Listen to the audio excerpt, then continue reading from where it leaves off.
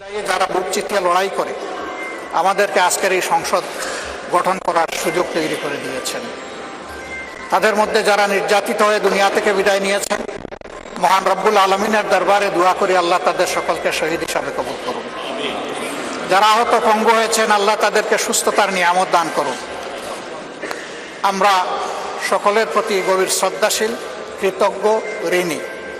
আজকের এই সংসদ গতানুগতিক কোনো সংসদ নয়, এটা 24-এর রক্তের উপর দাঁড়িয়ে থাকা একটি সংসদ।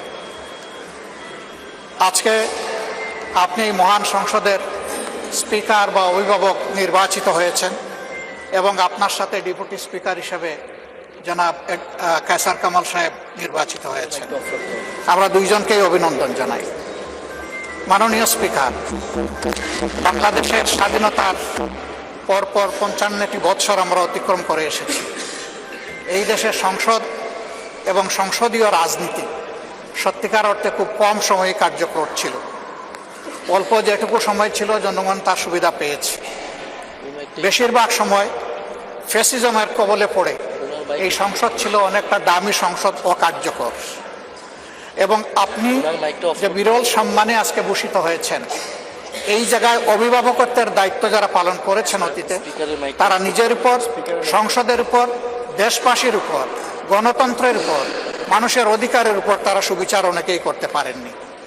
আমরা আশা করি আপনার এই অভিভাবকত্বের জায়গা থেকে, আপনি যদিও একটা দল থেকে নির্বাচিত হয়ে সংসদে এসেছেন, কিন্তু ইতিমধ্যেই আপনি ঘোষণা দিয়েছেন যে আপনি জাতীয়তাবাদী দলের স্থায়ী কমিটির সদস্য পদ থেকে পদত্যাগ করেছেন। এখন আপনি সকলের। আমরা মনে করি আপনার কাছে সরকারি দল এবং বিরোধী দল আলাদা কিছু হবে না। আপনার কাছে আমরা সুবিচার পাব। জাতির কল্যাণে যে কথাগুলো বলতে চাইব, সেই কথাগুলো বলার সুযোগ আপনার কাছ থেকে পাব। আপনার নেতৃত্বে এটি একটি গতিশীল সংসদ হবে, এটা আমরা আশা করতে চাই। আমরা আশা করতে চাই অতীতে যে মন্দ নজির সৃষ্টি হয়েছে বিভিন্ন সময়, এটি নতুন করে আর হবে না। আজকের এই সংসদে অনেক তরুণ সদস্য এখানে আজকে এসেছেন। আমিও বয়সে একটু বেশি হলেও আমিও তরুণ। আমার জীবনে এটা প্রথমে এই সংসদে ঢুকে, সুতরাং আমিও তরুণদের একজন।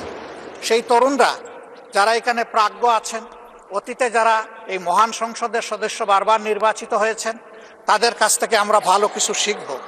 আমরা অতীতের সংসদগুলোতে দেখেছি, এখানে দেশের মানুষের কল্যাণ বিবেচনায় আলোচনা না হয়ে মানুষের চরিত্র হননের জন্য এখানে বিপুল সময় ব্যয় করা হয়েছে। আমি আপনাকে বিনীতভাবে অনুরোধ করব, এই সংসদ যেন কারো চরিত্র হননের কেন্দ্রে পরিণত না হয়। আপনার কাছ থেকে কেউ সামান্যতম সুযোগও যেন এই ব্যাপারে না পায়।